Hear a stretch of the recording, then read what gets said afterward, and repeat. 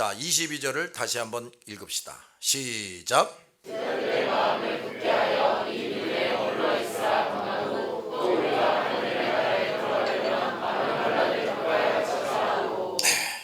이 말씀에서 우리는 목회적인 사역에 대해서 배워야 됩니다. 자, 첫째, 성도들을 격려하고 믿음 안에서 확고하게 머물도록 가르쳐야 된다. 두 번째, 하나님 나라에 들어가려면 많은 환난을 겪어야 한다. 이걸 또 가르쳐야 돼요. 성도의 삶과 사역을 감당함에 있어서 환난과 고난은 필수 불가결한 것이다. 성도답게 살고자 노력하고 사명을 더 잘 감당하려고 할수록 사탄의 세력은 더 강하게 방해하게 돼 있어요.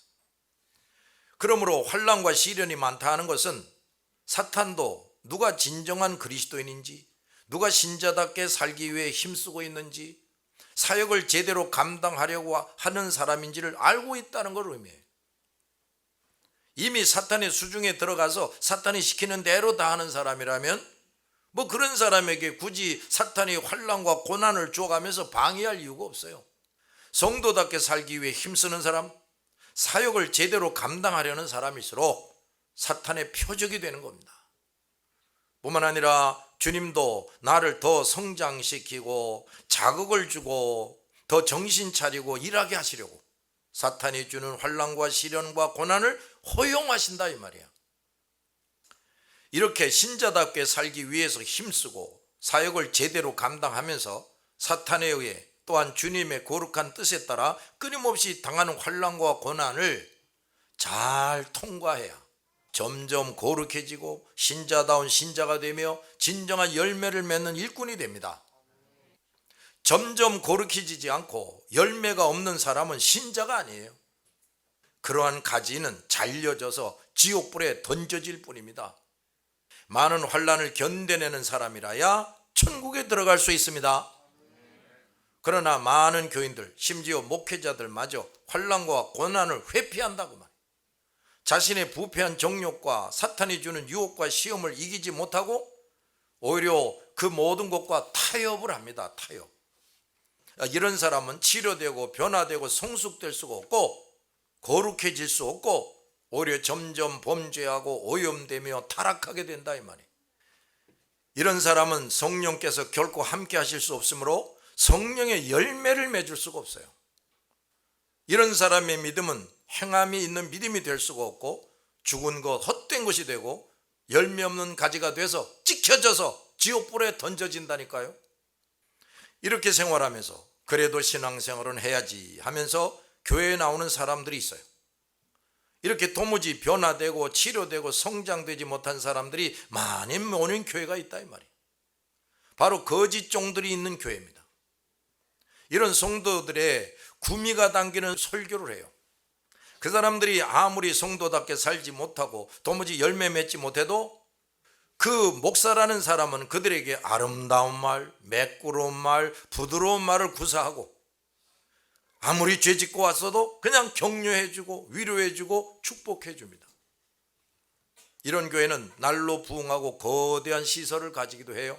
그러나 그 교회는 행함이 없는 믿음을 가진 자들과 열매 없는 가진 자들만 잔뜩 모이는 것에 불과하다고 말해요. 끊임없는 환난을 당하며 자신과 사탄과 싸우고 그리스도의 뜻을 따라 날마다 치료되고 변화되고 성장되며 성령의 인도에 따라 거룩한 열매 맺는 사람들은 매우 적습니다. 이런 신자다운 신자를 키우려는 교회는 결코 숫자적으로 급행창할 수가 없어요. 왜 그러냐? 이런 교회는 신앙생활을 시작하고자 하는 사람에게 예수 그리스도를 확실히 영접하게 합니다. 그리고 처음부터 그의 죄를 지적하고 책망하고 회개하게 해요. 죄 짓는 것을 용납하지 않고 또 그래도 죄 지르면 엄히 다스리기도 한다고 말해요. 또 그 가르침대로 따라 살려 할 때 많은 환난을 당하기도 하는데 그것을 끝까지 견디고 이기는 사람은 10명 중에 1명이 되기가 어려워요. 대부분의 사람들은 하나님의 말씀이 부담스럽고 그것을 따름에 있어서 아무것도 손해보거나 포기하거나 버리려 하지 않아요. 결국은 진정한 교회를 떠나가게 됩니다. 이런 교회에 사람들이 자꾸자꾸 모여들기가 어렵다고 말해요. 그러므로 성도들은 누가 과연 진정한 하나님의 종인지, 어디가 진정한 그리스도의 교회인지 알아볼 줄 알아야 돼. 또 목회자들과 지도자들은 결코 사람의 숫자나 거대한 시설, 또 인기와 명예와 돈을 생각하지 말고 그야말로 철저하게 자기를 부인하고 자기 십자가를 져야 돼. 23절 시작.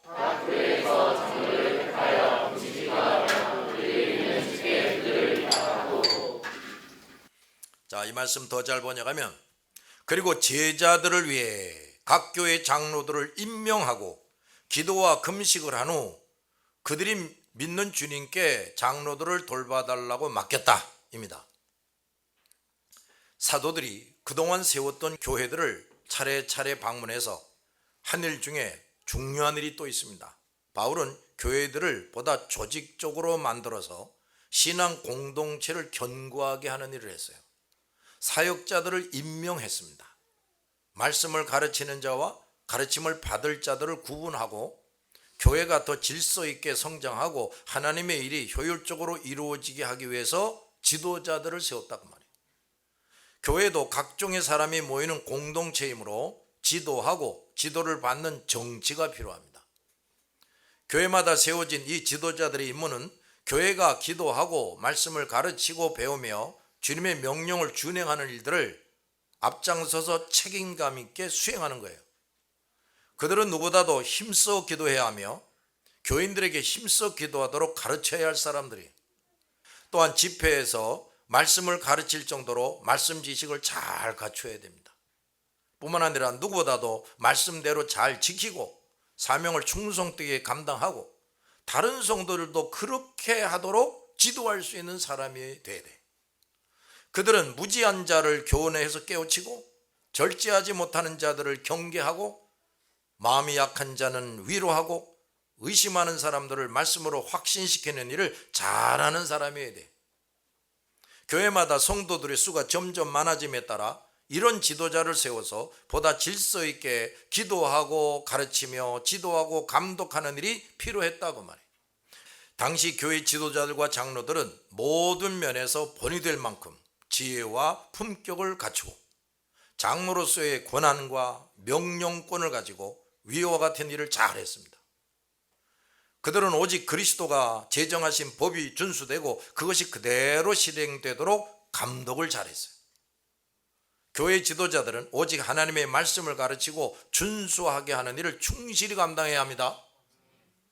이렇게 하나님의 절대적인 권한에 의해서 제정되고 수여된 이 성경 말씀을 그대로 가르치고 준수하는 교회는 하나님이 진정 주인과 통치자가 되시는 절대 군주 체제를 갖춘 하나님의 정부가 됩니다. 그리스도의 사람들은 이 모든 말씀에 순종하고 복종을 해야 돼요. 만약 이것을 부당하게 여기거나 싫어하거나 거부한다면 그것은 하나님의 절대 권한, 그걸 부정하고 대적하는 일이 되고, 그렇게 하는 사람은 교회의 일원이 될 자격이 없어요. 장로들은 교인들 위에 군림하고 자기의 뜻과 원하는 대로 권한을 행사하는 사람이 아니고 기도와 말씀과 모든 생활에서 누구보다도 본이 되고 존경만한 사람이 돼야 돼요. 오직 하나님의 말씀으로 성도들을 가르치고 지도하고 감독하는 일을 충실히 수행하는 사람이 돼야 됩니다. 교회는 결코 장로의 소유가 아니고 장로가 마음대로 할 수 있는 공동체가 아닙니다. 장로라면 어느 성도보다도 하나님의 절대적인 권한을 의식한 자여야 되고 하나님을 두려워하며 교회를 위해 맡겨진 사명을 정직하고 충성되게 수행해야 돼. 만약에 이것을 제대로 하지 못해서 교회에 조금이라도 해를 끼친다면 그는 교회의 왕이시고 주인이신 하나님으로부터 엄한 책망과 진노를 면할 수가 없습니다. 장로들은 이 사실을 명심하고 먼저 자신이 항상 성도들에게 본이 되어야 돼. 우선 누구보다 기도하는 사람, 회개할 줄 아는 사람, 말씀대로 정직하게 지키는 사람, 말씀을 정확하고 충분하게 가르칠 수 있는 사람이 되어야 하고, 그런 가운데서 모든 성도들에게 신임과 사랑을 받고 지도하고 감독할 수 있는 사람이 되어야 돼. 그러므로 장로는 결코 아무나 세워서는 안 됩니다. 그 교회 모든 성도 가운데서 인정받고 존경받는 사람을 엄선해서 세워야 돼.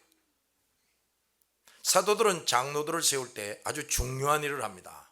그들에게 안수했다 그랬어요. 사도들은 성도들이나 사도들에 의해서 추천을 받고 그들이 교회 지도자가 될 자격이 있는지 엄격하게 심사한 후에 안수합니다. 안수기도는 안수받는 사람을 교회의 머리 되시고 주인이신 하나님께서도 받아주시고 인정해 주시고 그의 사명을 잘 감당하도록 위탁하는 의식이라고 말해요. 만약 사도들이 자격 없는 사람을 세워서 안수하면 주님 앞에서 큰 잘못을 저지르게 되는 겁니다. 스스로 주를 위해 열심히 헌신하는 사람들도 교회 지도자가 되기 위해서는 이미 교회 지도자가 된 사람들에 의해서 따로 선별되고 세워지는 절차가 필요해요.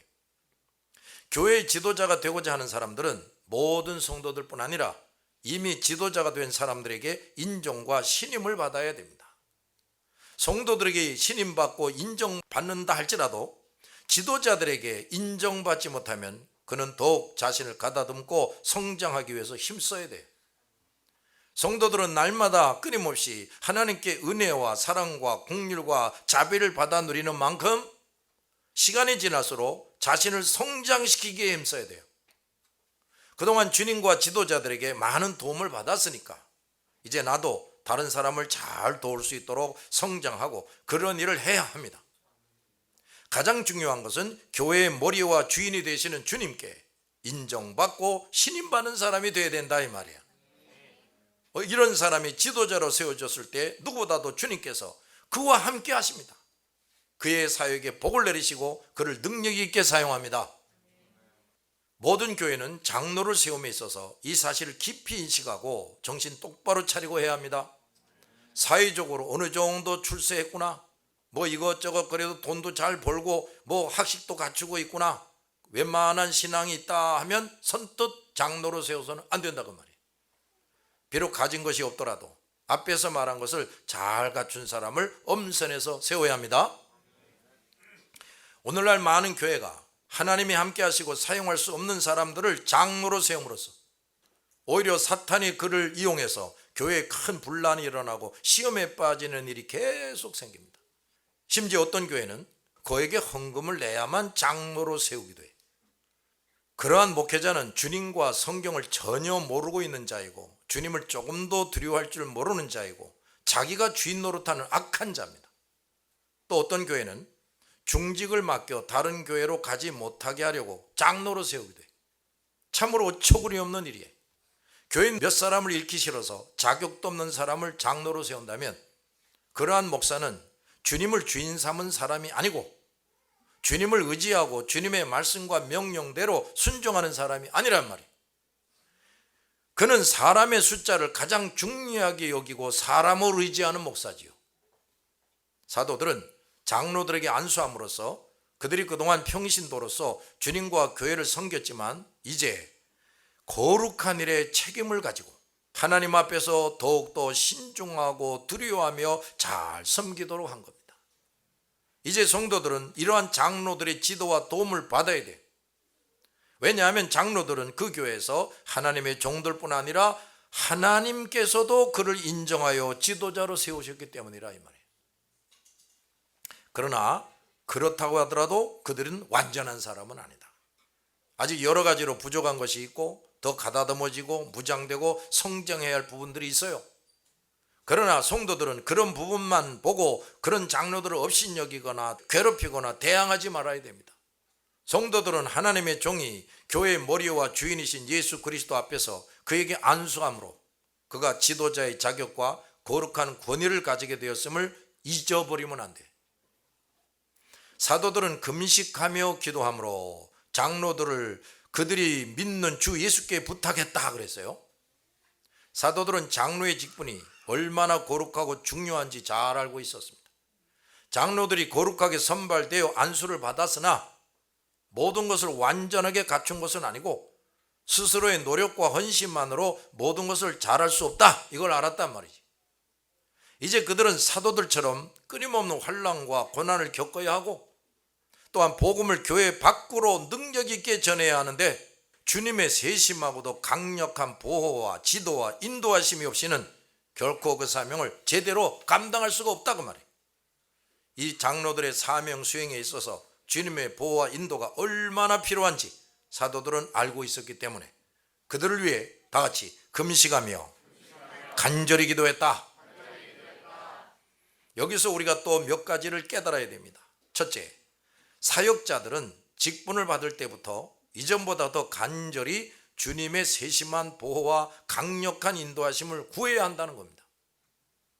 많은 사역자들이 이 일을 중단 없이 하지 못함으로써 오고 오는 시련들을 견디지 못하고 시험에 빠지고 자기 고시를 다하지 못하고 실패자가 돼요. 그러므로 모든 사역자들은 이렇게 자기 사역을 위해서 열심히 기도하는 거, 이걸 반드시 잘해야 돼. 두 번째, 사역자들을 세운 지도자들과 성도들은 세워진 사람들을 위해서 간절히 기도해야 돼요. 사역자들을 세워놓기만 하고 간절히 기도하지 않는 하나님의 종들과 성도들이 있어. 이들은 모든 사람을 위해 늘 기도해야 하지만 지도자들을 위해서는 더욱 열심히 기도해야 됩니다. 뿐만 아니라 성도들도 하나님의 종들과 지도자들을 위해서 마땅히 기도해야 돼요. 왜냐하면 성도들은 그들에 의해서 말씀을 배우고 감독과 지도를 받아야 하기 때문이라 말이지. 만약 그들이 사명을 제대로 수행하지 못하면 당장 불이익이 누구에게 옵니까? 자기에게 오는 거예요. 성도들에게.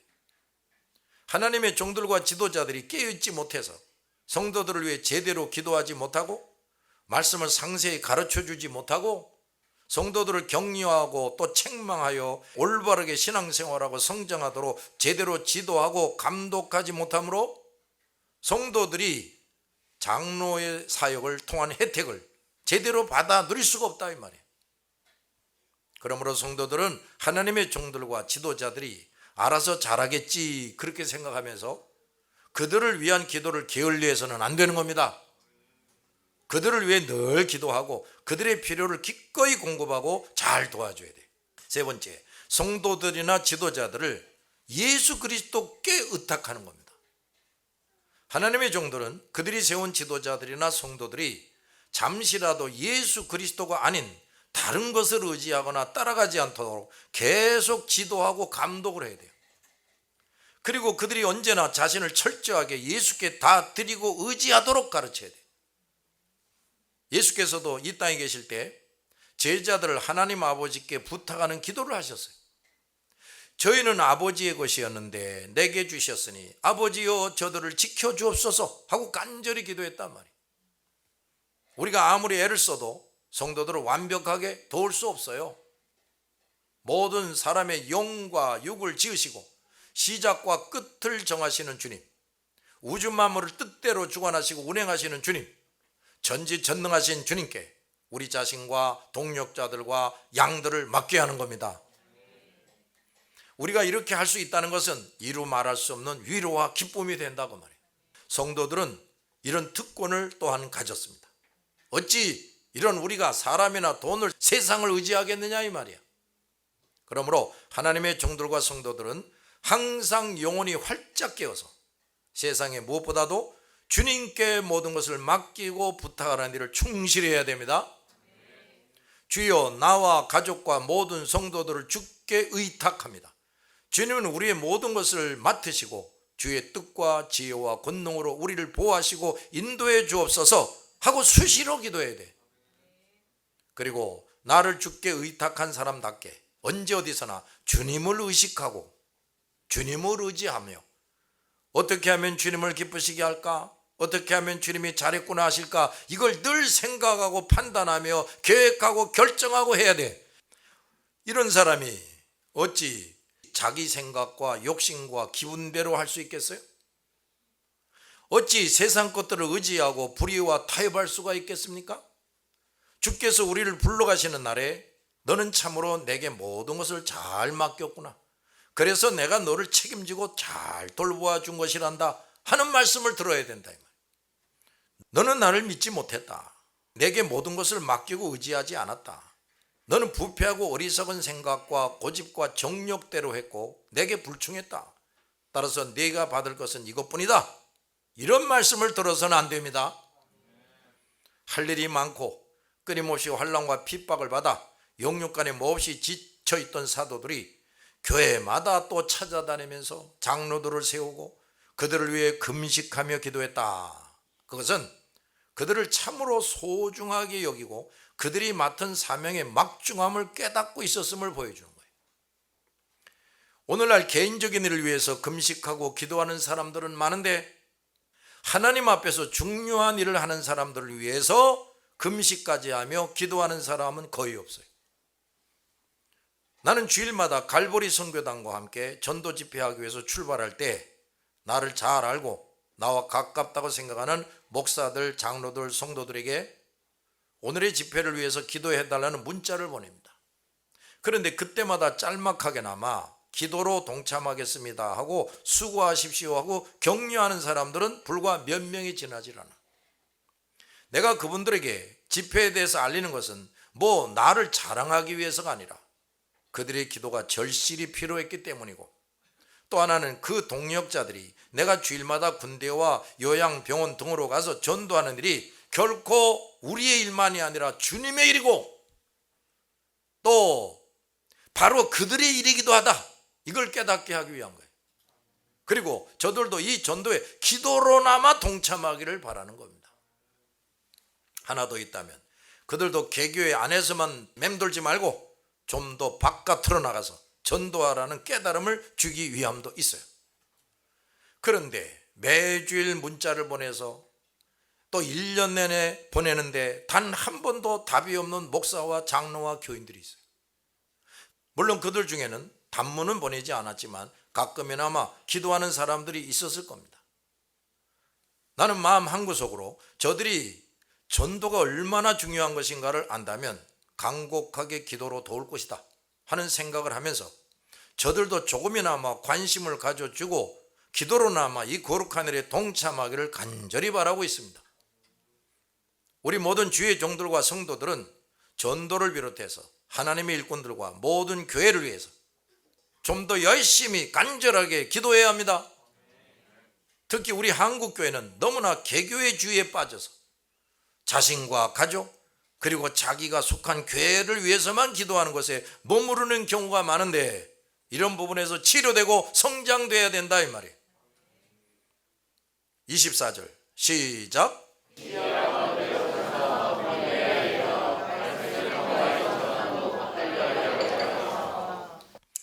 자, 바울 일행은 비시디아 안디옥을 경유해서 비시디아로 그리고 남쪽으로 이동해서 밤빌리아 섬에 속한 보가에서 복음을 전합니다. 아탈리아는 보가 해안에 있는 항구예요. 이 지역들은 험한 지역입니다. 그들이 걸어서 이 험한 길들을 통과하고 여러 교회들을 돌아보며 복음 전하는 것이 얼마나 어려운지 성경은 일일이 기록하지 않고 있습니다. 전에 마가 요한이 바울과 바나바가 이런 곳에서 전도할 것이 두려워가지고 돌아가 버렸어요. 그 정도로 이곳은 목숨을 걸고 가야 하는 위험하고 험난한 지역이었습니다. 바울이 나중에 기록한 강의 위험, 짐승의 위험, 강도의 위험 이런 말이 있는데 이게 바로 이때 겪은 일들이에요. 그런데 그 당시 전도 상황에서 일어난 그 위험한 상황들이 성경에 자세히 기록되질 않았어요. 그런 것들을 일일이 기록하려면 사도행전이 훨씬 길게 기록되어지게 되는 거지. 하나님께서 사도행전을 통해 우리가 알기 원하시는 것은 하나님 앞에서 참으로 중요한 일들, 아무리 육신적으로 어렵고 고통스러운 일이 많았다 할지라도 보다 중요한 것들을 기록하시기 위해서 웬만한 것은 다 빼버리는 거예요. 우리가 사역을 할 때 인간적인 고통을 조금만 당해도 상당하게 공을 세운 것처럼 생각하기 쉬운데 하나님의 보시기에는 기록에 남길 만한 큰일이 아니라고 말해요. 우리가 하나님께서 주신 거룩한 사명을 감당하면서 인간적인 어려움, 즉 배고픔, 추위, 잘 곳이 없는 것, 핍박, 고됨 등을 좀 당했다고 해서 그런 것들을 자랑하고 기록에 남기려 하거나 사람들에게 인정받고 칭찬드리려고 하지 말아야 됩니다. 우리는 하나님 앞에서 무엇이 더 중요한지 항상 그것을 먼저 생각하고 인간적인 것들은 기꺼이 배제해야 됩니다. 결코 그런 것들을 자랑거리로 삼거나 또 내세우거나 투덜거려서는 안 돼. 바울은 버가에서도 복음을 전했습니다. 그는 어디 가서든 계속 새 신자들을 만들고 동시에 이미 예수 그리스도를 영접한 사람들을 그리스도 안에서 다 같이 굳게 하는 사역, 이걸 병행했어요. 여기저기 다니면서 이미 전한 복음의 씨앗이 어떤 열매를 맺었는지 확인하고 또 새 씨앗을 심었단 말이에요. 그는 이 두 가지를 함께 하면서 계속 이동했습니다. 여기에서 예수님의 비유가 실제로 이루어지는 것을 볼 수가 있어요. 누룩의 비유처럼 바울은 작은 누룩을 끊임없이 뿌려서 온 덩어리가 부풀게 했습니다. 뿐만 아니라 겨자씨 비유처럼 아주 작은 씨지만 그 씨들을 뿌려서 여기저기에 큰 나무가 자라게 했습니다. 바울은 바로 이런 것을 좀 더 살펴보려고 두루 다니면서 힘썼던 겁니다. 어디를 가든지 힘써 새 씨를 뿌렸고 그곳에 다시 가서 잘 자라는지 살펴보았단 말이에요. 만약 잘 자라지 못하거나 병들거나 죽어간다면 말씀에 걸음을 더 주어서 다시 힘을 얻고 자라게 했습니다. 많은 사역자들이 주님께 사명을 받아 이런다고 하면서 새 씨는 뿌리지 않고 이미 뿌린 씨가 잘 자라고 있는지 확인도 하지 않는 사람들이 있어요.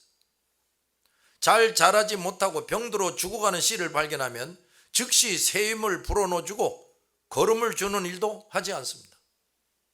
이런 사역자들은 이미 뿌려진 씨도 죽게 내버려두고 새 씨도 심지 않는 게으르고 악한 종이란 말이죠. 이런 사람들은 흔히 환경을 탓합니다. 그러면서 자신의 게으르고 불충함을 회개하고 고치지 않아요. 절대로 이런 사역자가 되어서는 안 됩니다. 우리 하나님의 일꾼들은 우리가 뿌린 씨 중에 길가밭 사람이 없는지 살펴보고 그러한 사람을 발견하면 다시 그 마음의 밭에 씨를 심어줘야 돼. 또 돌짝밭 사람을 만나면 그 심령 속에 믿음의 뿌리가 깊이 내리도록 좀 더 적극적으로 가르치고 훈련을 해야 돼. 그래서 우리가 만났던 사람마다 옥토밭 신자가 되게 해야 합니다. 아직도 남아있는 돌멩이들을 발견하고 제거해야 됩니다. 더욱더 잘 자라나도록 말씀의 양식과 걸음으로 계속 돌봐야 돼요. 동시에 그래도 그들이 잘못하는 것이 없나 살펴보고 즉각 지적하고 책망하며 적극적으로 훈련을 해야 돼. 또 그럼에도 불구하고 교회 안에 쓴뿌리가 발생할 수 있는데 그가 도무지 회개하지 않으면 과감하게 제거해서 다른 가지들이 건강하게 잘 자라게 해야 됩니다. 또한 몰래 이리가 틈타지 않나 살펴보고 이리가 발견되면 즉시 제어. 너 회개 안 할래? 정 안 하면 이제 내 쫓아버려야 돼요. 모든 하나님의 일꾼들은 이 일을 교회 안에서 계속하면서 부지런히 교회 바깥으로 뛰어나가서 새로운 밭을 경작하여 새 씨를 뿌려야 합니다. 바울은 그가 언제든지 함께 있지 않아도 교회가 조직적으로 질서 있게 그리고 지속적으로 성장될 수 있도록 각 교회 성도들의 수가 어느 정도 채워지면 신실한 제자들을 장로로 세워서 그 성도들을 잘 돌보게 했습니다. 우리 하나님의 종들이 잘해야 하는 일 중에 또 하나는 원근각처로 다니며 더 많은 사람들이 예수님을 영접하게 할 뿐 아니라 그들 중에 신실하고 충성된 사람을 선발해서 그가 교회를 잘 섬기도록 하는 일입니다. 이러한 자가 발굴되면 우리는 더 세심하게 그 사람을 접촉하고 관리해서 선생의 모든 것을 잘 배우게 해야 돼. 즉 선생을 보며 철저하게 주님을 주인 삼는 믿음, 변치 않는 믿음, 거짓이 없는 진실한 믿음을 우선 가지게 해야 돼. 또 어떤 환난이나 시련을 이겨내고 강하고 담대한 믿음을 배우고 소유하게 해야 돼. 동시에 성숙한 인격과 거룩한 삶이 무엇인지 배우게 해야 돼. 또한 말씀과 믿음과 성령 충만함을 받고 일하는 것이 어떤 것인지를 보여줘야 됩니다. 또 끝까지 견디고 참는 것, 각종의 사람들을 잘 포용하고 통솔하는 리더십, 또 어떤 사람도 상대하여 말씀으로 잘 가르치고 설득하는 것을 보여줘야 돼. 바울은 어디서든 일당백으로 복음과 말씀으로 사람들을 굴복시켰습니다. 높고 낮은 사람들을 얼마든지 상대해서 예수 그리스도를 믿게 했습니다. 바울은 이런 본을 친히 보여주면서 제자다운 제자를 키웠고 그들 중에 선발하여 장로로 세웠다고 말해요. 바울은 용병술도 뛰어났습니다. 제자들을 적절하게 이 교회 저 교회에 배치해서 교회를 효율성 있게 돌보게 했고, 때로는 사역제를 이렇게 바꿔주는 겁니다. 적재적소에 필요한 제자를 보내서 모든 사역이 다 같이 효과적으로 이루어지겠다. 바울은 이런 모든 것도 제자들에게 보여주고 가르쳐주면서 훌륭한 지도자를 끊임없이 양성하고 배출했습니다. 뿐만 아니라 바울은 필요한 지식과 탁월한 언어 능력을 갖췄어요. 따라서 제자들로 하여금 복음 전파와 교회 감독으로서 필요한 지식과 언어 능력도 열심히 진작 잘 다져지면서 성장하게 했다고 말해요. 그는 참으로 최고의 지도자였습니다. 사도행전은 이렇게 바울을 통해 목회자, 지도자, 선교사를 어떻게 훈련하고 양성할 것인지, 또 그들을 어떻게 통솔할지에 대해서도 자세히 가르쳐 줍니다. 바울과 같은 지도자라야 또 그와 같은 목회자, 지도자, 선교사를 키워낸다는 것을 분명하게 가르쳐 주는 겁니다. 신학교와 교회는 복음 전파자와 사역자로서 중요한 것을 제대로 갖추지 못하고 단지 그저 지식이나 언어 능력만을 키워서 내보내서는 안 돼요. 오늘날의 많은 신학교와 교회가 이런 수준에 머물러 있기 때문에 주께서 원하시는 목회자, 지도자, 선교사가 효과적으로 배출될 수가 없어요. 안디옥에서 성령께서 바나바와 바울을 따로 세우라고 말씀하시고 안수하여 선교사로 보내셨습니다. 이들은 앞에서 설명한 중요한 것들을 잘 갖추었기 때문에 성령께서 친히 선발하여 세운 겁니다. 안디옥 교회는 말씀과 믿음과 성령이 충만한 제자들, 또 훌륭한 일꾼들이 많이 있었어요. 그러나 이 두 사람 외에는 아직 성령에 의해 선발되고 선교사로 보내질 만큼 충분한 준비를 갖추지 못하고 있었어요. 만약 그들이 당시에 바울과 바나바 못지않게 잘 준비되었다면 제2팀, 제3팀으로 성령이 선발해서 내보내셨을 겁니다. 웬만큼 준비되었다고 해서 내보낸 것이 아니란 말이에요. 오늘날 많은 교회와 교단들이 이런 식으로 한다고 말해요. 그래서 열매가 부실하고 주님의 뜻과 상관없이 일하게 되고 시간과 노력과 물질이 낭비돼요. 심지어 하나님의 영광을 가리게 됩니다. 성령에 의해 선발될 만큼 잘 준비되지 못한 사람들에 의해서 신학교가 만들어지고 또 그런 사람들이 신학생을 가르침으로써 이런 악순환이 계속된다 이 말이에요. 우린 이런 심각한 문제들에 대해서도 눈을 떠야 됩니다. 알았죠? 기도합시다.